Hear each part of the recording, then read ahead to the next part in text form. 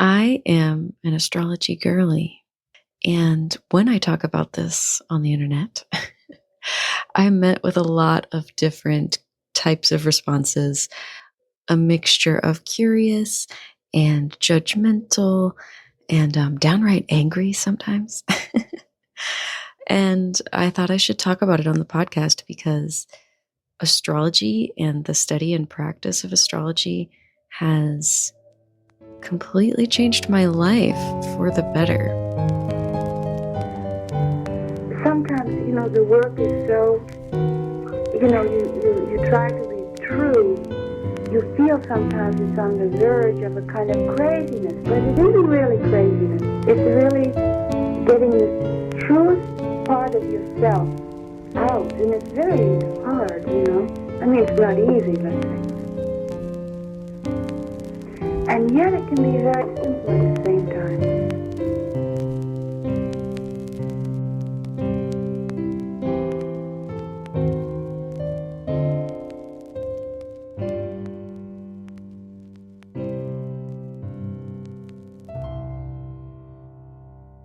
As a person who is very analytical, someone that intellectualizes their feelings a lot more than allows themselves to feel their feelings, I appreciate astrology as a tool for self-understanding. I think that it's a lot of the time really dumbed down and kind of flattened whenever you see depictions of astrology in media, but it's a lot deeper than that. And it is also something I don't think that you can be convinced of until you have witnessed it in action. So I'm going to explain what I mean by that. I'm actually also going to be asking my partner for his opinion about astrology because he is not a spiritual person like me, although he's been dipping his toes in here and there in the last couple of years, and I super appreciate him for that. But both of us were atheists when we first started dating, and over the years, over the last 10 years, I started finding my own, personal type of spirituality and started believing in more than just nothing. And astrology has been a big part of that. And that's not to say that astrology is a religion, because it's not. It's more of a philosophy, but it definitely has given my life further meaning outside of just, what we're able to see. And my partner has seen it in action as well over the years. So I'm going to let him kind of speak to that however he wants to, and let that kind of stand for you guys, for those of you that might be critical or just, wary of things like astrology. I totally understand why you feel that way. I felt that way for a very long time. And I'm not really out here to preach astrology to everybody and make sure that everybody is following astrology. I don't think that everybody is meant to follow astrology, but I do think that if you're feeling really, if it's something that mystifies you or even something that makes you angry, I encourage you to sit and listen to my little podcast today and see what you think by the end. So I actually have a few questions from you guys from over on my Instagram, Musings with Mary. The first one that I'm going to answer is, a nice overview for us to start with. This person asked, explain like I'm 5. What is the astrology you talk and post about? So they're referencing my stories that I share a lot of the time have to do with astrological transits that are going on. And I know that sounds like jargon you may not understand, but we'll get into that. So I'm going to try to give a short and concise description of what astrology is. But first of all, I'm actually going to start with an official definition because that'll give us a good starting point here. The Oxford Languages Dictionary says, astrology is the study of the movements and relative positions of celestial bodies, interpreted as having an influence on human affairs and the natural world. Studying and believing in astrology is kind of like believing in a second set of weather patterns. It's similar to weather, and that like when certain conditions are created, certain types of weather will happen. And in astrology, the weather is like events. It's just like life unfolding. Um, so it's this belief that the space weather affects us here down on Earth. And I don't mean like atmospheric conditions. I'm not talking about that, but I just mean in terms of energy, that's kind of what astrology is. It can get really complicated so quickly. So I'm trying to like trying to think of how to explain it simply. I've been I should say this. I've been studying astrology for like 3 or 4 years at this point, 3 years, I think, with my astrology mentor, Danny from That Witch Next Door. She is so fantastic at teaching astrology. And I'm like so far deep now that it's kind of hard for me to like reel back and, and get back to the basics, but I'm going to try. Okay. So that's a little overview. We're studying the planets in the sky and we're using what's happening with them to kind of diagnose what's going to be happening down here on Earth. The most practical form of astrology that we use is the reading of birth charts. So you're probably familiar with the term birth chart. Sometimes it's called a natal chart, but that just describes your placements, your planets, and where they were in the sky whenever you were born. Everybody has this like pie chart that represents all 12 of those signs. And your planets, depending on where they were in the sky when you were born, are placed all around that pie chart within their specific houses, which is where the zodiac signs live within your little natal chart.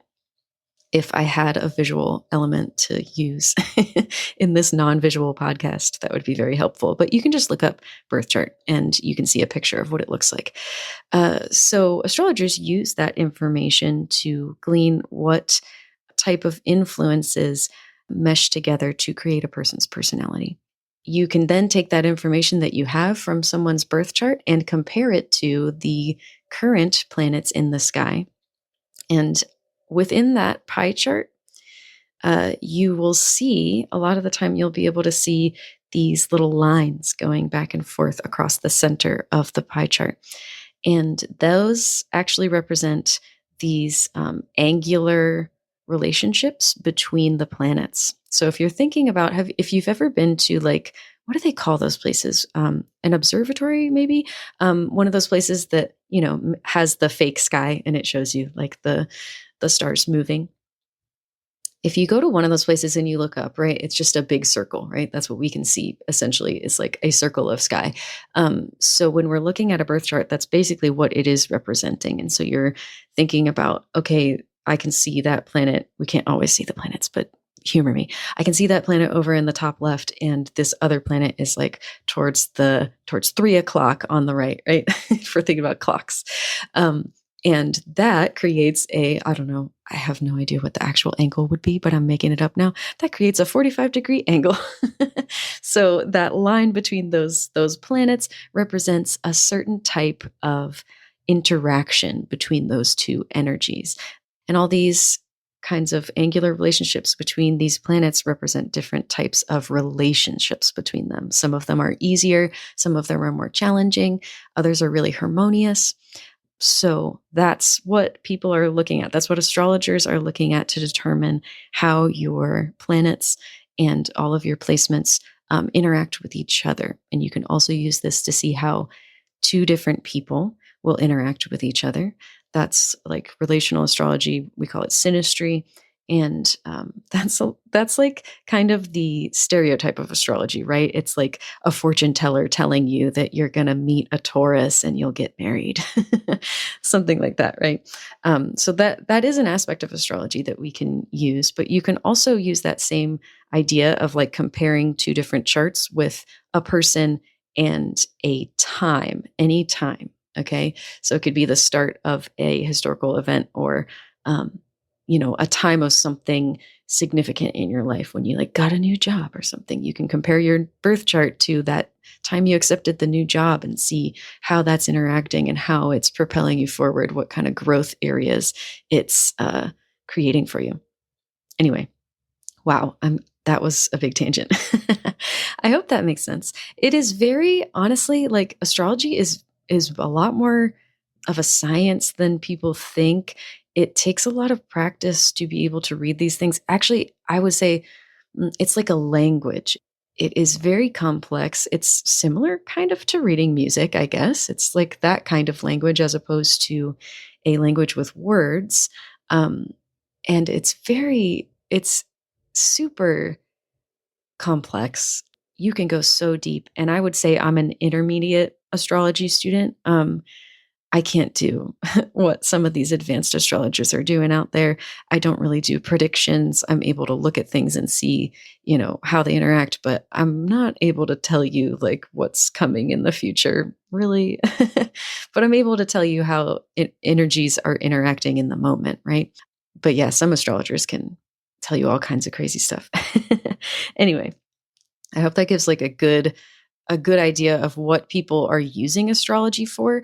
That's why I share things in my stories about different astrological transits. And a transit is just the movement of a planet. So whenever a transit is happening, it just means like, I don't know, uh, like Venus is now moving into Pisces or something like that. That's a transit. And I like to share information about different transits that affect the collective as a whole because it's just a good way to have some retrospection and look at the events that are happening in our world through a bigger lens to see what is this really bringing forth for us? What are we supposed to be learning at this time? And how can we use and move with this energy in the best way possible? So that's why I like to share those things. Whenever you see me sharing astrology stuff on my stories, know that it's always with the intention of giving you information that can help you to navigate this crazy time that we're in. Some of the biggest transits that have happened in this last year, the biggest one for me personally, I'm obsessed with it, is Pluto moving into Aquarius. There's some crazy transits about to happen in March. If you want more information about that, I would recommend looking up a couple different astrologers. My favorite two, like astrologer encyclopedia type people, are Chris Brennan from the Astrology Podcast and Chani Nicholas from Chani. She has an app that's actually really it's so good. You can download that app if you want some little astrology tidbits daily. Those people will have a much better way of telling you what's coming in the astrology because they are predictive astrologers and they're able to kind of give you the astrological weather report, essentially. So if you're interested in that, those are the two really super knowledgeable astrologers that I would recommend for you. If you want just a little weekly astrology reading, my astrology teacher does a wonderful job at giving an overview of the week ahead. Every Monday on her podcast, she posts an episode called Moon Day Musings, and it's lovely. So that's another really nice way to just kind of get a little bit of astrology every week, so you can start to understand what these things mean. And she's so wonderful at explaining astrological concepts. She does have an astrology course that you can buy too. If you go and check out her podcast, you'll find all the information you need to know. So let's see our next question here. All right, this next person asked, for astrology, how true is it that certain signs really match romantically? This is a majority of a lot of the questions that I've gotten over the years about astrology. It's always like, what do you think of a Taurus man with a Pisces woman or something like that? And you're not going to like my answer. I'm going to say yes and no. It is true, but it's also not true in the way that you think. Because usually when you hear people talking about compatibility in astrology, they're talking about sun sign compatibility. And I would actually say that sun sign synastry or compatibility is more important for friendships. That's just my opinion. But when we're looking at compatibility, it's not that helpful to just look at sun signs because your sun sign represents like your personality, your ego, your life force. Like it's your sun, right? Okay. So we're thinking of sun and the symbolism of the sun. It's how you shine, right?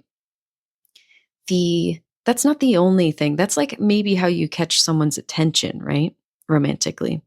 But other placements are far more important when it comes to romantic relationships.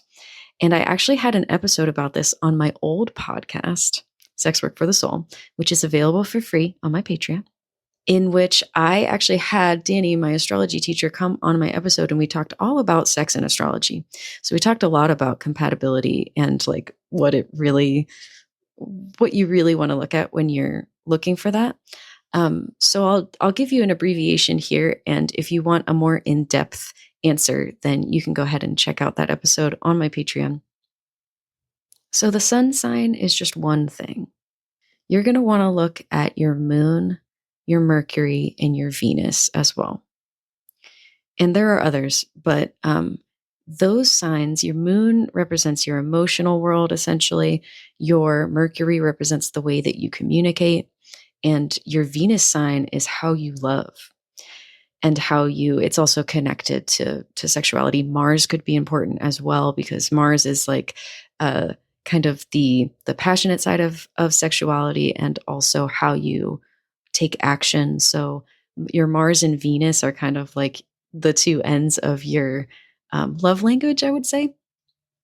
But all of those planets are so important when it comes to matching with someone romantically that you'd really have to do a deeper look to see if you're going to get along with someone. And also at the same time, I don't believe that it's important or imperative for you to like get an astrology reading for a person that you're interested in just so you can know if you're compatible. Like I think that you have to actually just trust your own feelings and feel out how you interact with this person and if it feels like it's going to be a good fit, right?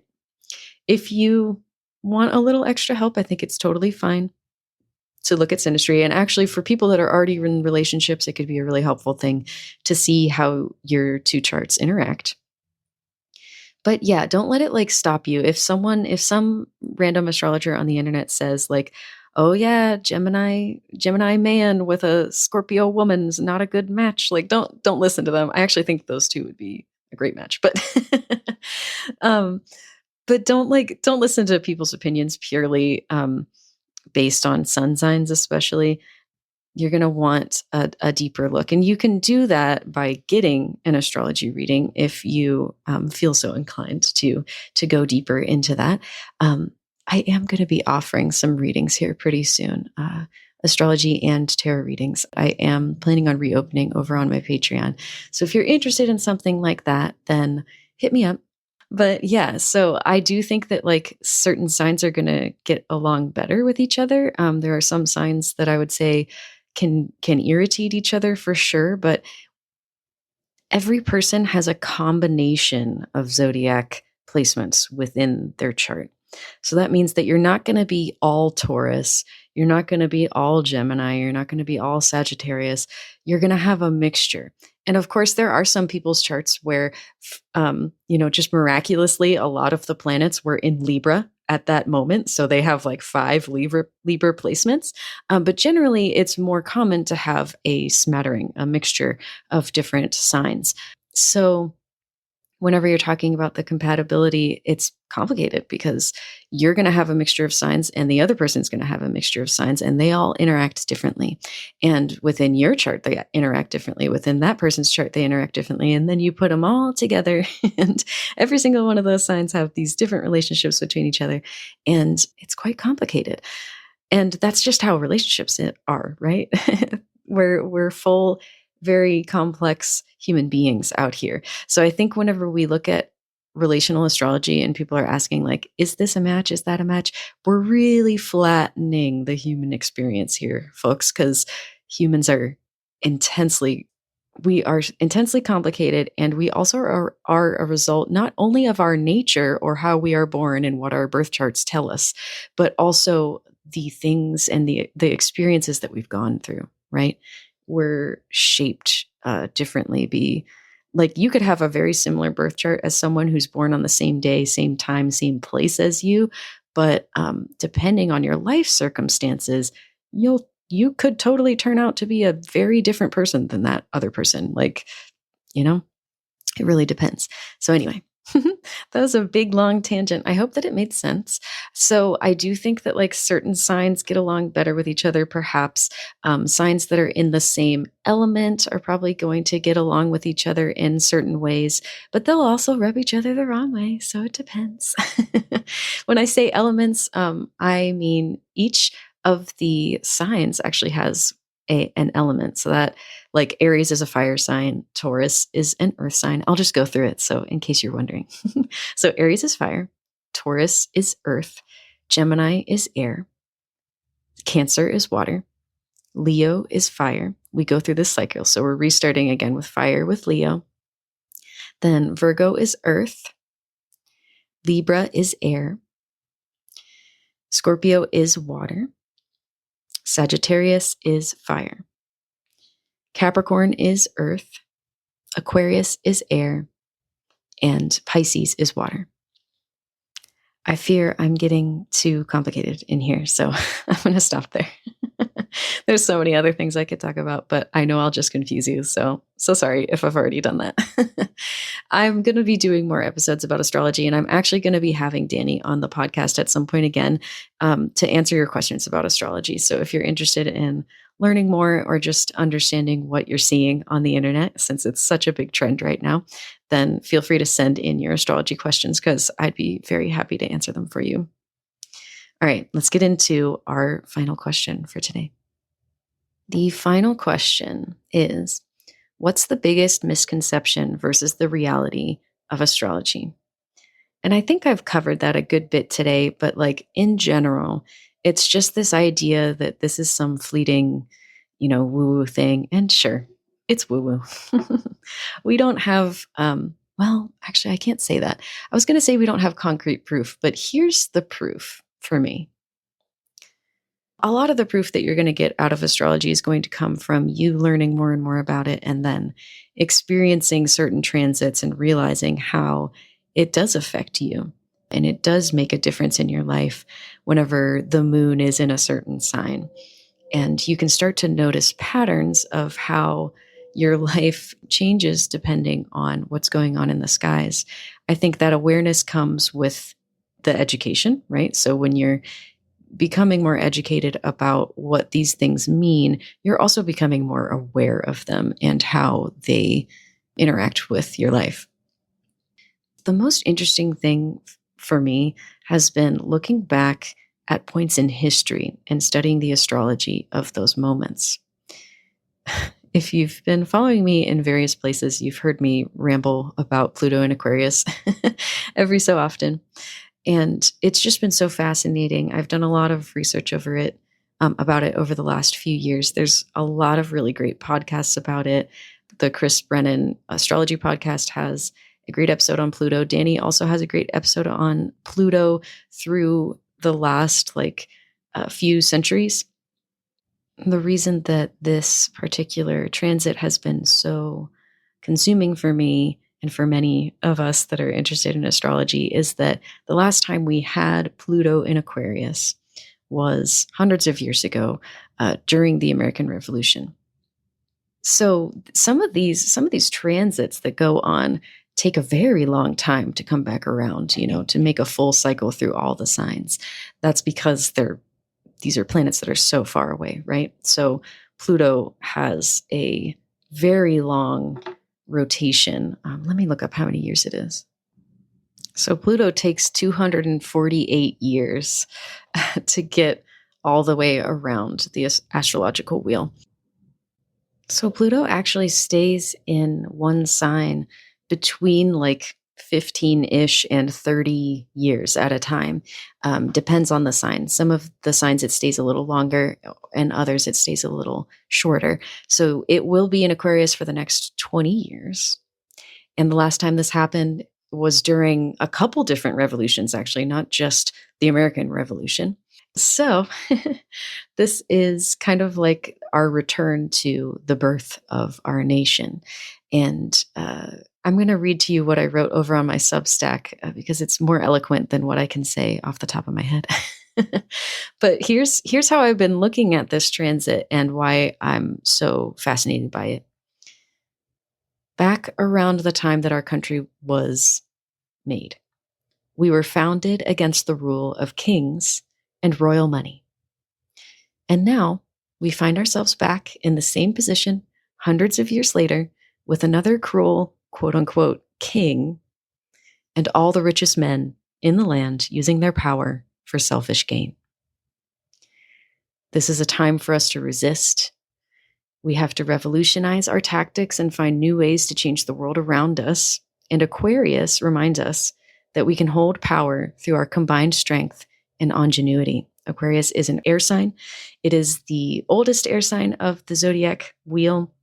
If you start at the beginning, those are considered the more childlike energies, and they mature as they go through all the signs. Aquarius is the second to last sign, and it is the sign of innovation and change, fixed change, which means that it is always fixed in the direction of newness, okay?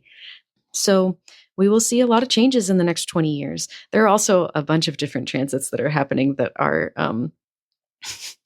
that are change makers for sure. So we're about to come into a very revolutionary time. And dissecting this astrology for me just gives me a way to understand the world a little bit better.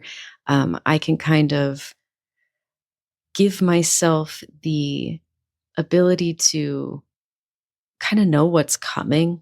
Although obviously I don't actually know what's actually going to come, but at least in my head, it's like I'm able to prepare for the type of energy that we're going to be experiencing. And I can use it against my chart to understand what it means for me in my personal life and how it's affecting my personal planets. And it's just a philosophy, guys. It doesn't make sense to me when people disparage astrology because most of the time those people, excuse my French, they don't know what the fuck they're talking about.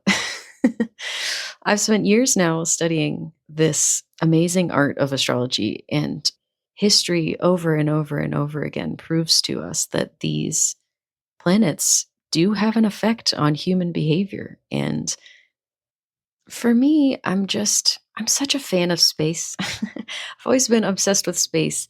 And in the past, before I ever was any kind of spiritual, um, I I thought that astrology was bullshit. I didn't know much about it at all. I did relate to my sun sign, but I didn't know anything else. And I, like everyone else, just, wrote it off as a pseudoscience and something that is not serious, something that's just for fun. But after allowing myself to learn more and seeing examples in my daily life of how these planets can affect us and do affect us, both personally and collectively, I there's just nothing but evidence.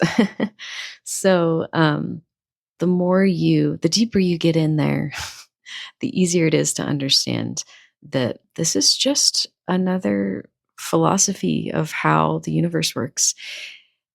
And what I would say to someone that is skeptical is, first of all, you don't have to believe in this, but you do, I do expect people to be respectful. I don't think you have to be a dick just because you don't believe the same things as me. You're allowed to not believe the same things as me, but you don't have to be a dick about it. Let's not do that. Let's just not do that. How about that? But for me, these planets are so, in the literal sense of the word, astronomically huge compared to what we are. We are teeny tiny, teeny, teeny tiny dots on the tapestry of the universe. And to say that these humongous celestial bodies have no type of influence on us when we know for a fact that our own moon scientifically has been proven to have physical effects on our planet. And if you talk to anyone that works in education or an ER, they will tell you that full moons are fucking crazy. They make people act out, and they see it time and time again every month. There is tangible evidence that the moon affects us in many different ways. And so if that's just the moon, and the moon isn't even as big as our own planet, who's to say that these other things cannot influence us in some way that we don't necessarily understand?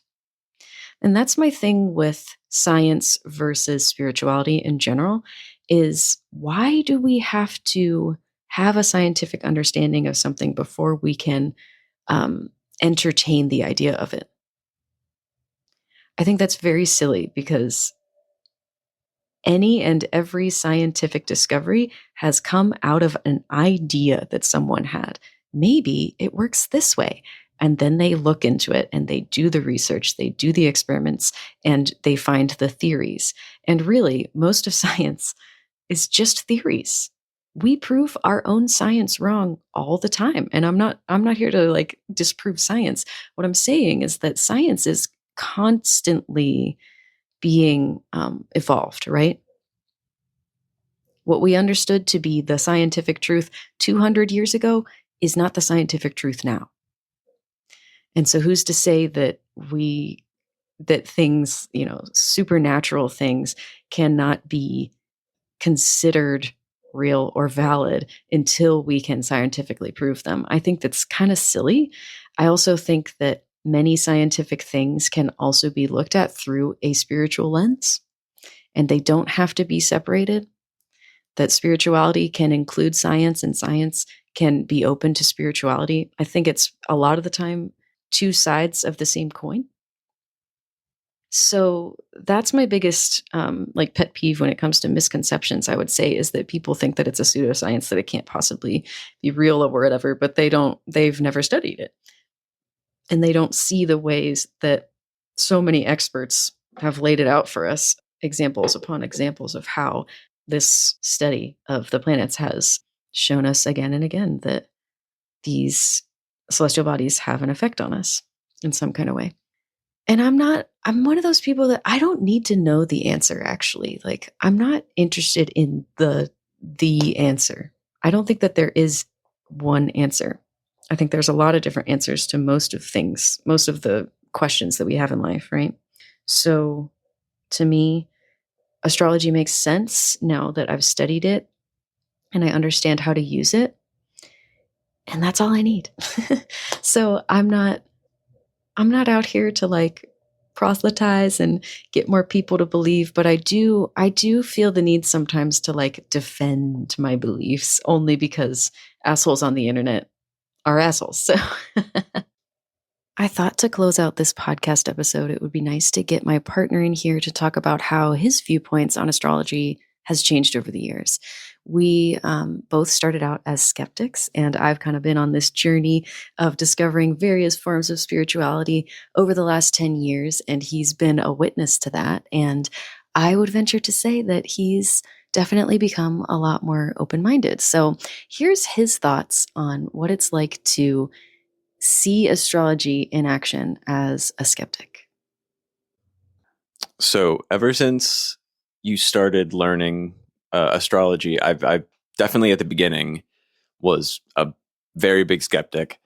The only people I really knew who were into it was my mom, and she's just a kind of hippie lady. So I was like, whatever, do your thing. But I didn't really give it a whole lot of weight. But the more that I've seen you learn and what I've kind of gleaned from the things that you've learned, the little things that you've taught me, it's crazy accurate about like kind of, I don't know if I would say predicting or reading people's personalities and like their sort of their traits. It definitely has like it's made me feel enlightened about like myself and learning things about me and the way that I operate. I I still am very pragmatic, and I like things to make logical sense, but the older that I get and the more that I've like learned about different things, like like alchemy. Alchemy was essentially magic, but it wasn't magic. It was just reactionary, like minerals and metals and things like that that they couldn't explain because they didn't have the words for it. So I don't know, like, who's to say that any of this like can't be right. I hope that this was interesting to listen to. Sorry if I was a bit wordy. I can go off on some tangents, and I'm so deep in that it's hard for me to like dumb it down sometimes. So I'm very excited to in the future have Danny on the podcast because I think she's really great at explaining these things. And I'd just love to have more guests on my podcast. I had a really great time having my partner Dante on last week. I hope you guys enjoyed that episode. It was so fun to record. And I just like talking to people. I am a Gemini sun. And Gemini, we're known as the social butterflies. I just love yapping with people. So I'm looking forward to having some more guests on where we can talk about all kinds of different topics, from astrology to sexuality to witchcraft. I'm definitely going to be talking about that. I will be talking about piano in the next episode. We're going to talk music. I hope that you'll join me for that. Thank you again for listening today. I hope it was interesting for you. Thank you. I'll see you guys in the next episode. You can visit marymusexoxo.com to see all of Mary's links. Make sure to subscribe to the podcast on all your favorite listening platforms. And if you feel inclined, leave a 5-star review for us. Musings with Mary is listener sponsored, so if you'd like to support the podcast, please check out our Patreon. Shout out to all our current patrons. Thank you so much for the support. We'll see you in the next episode.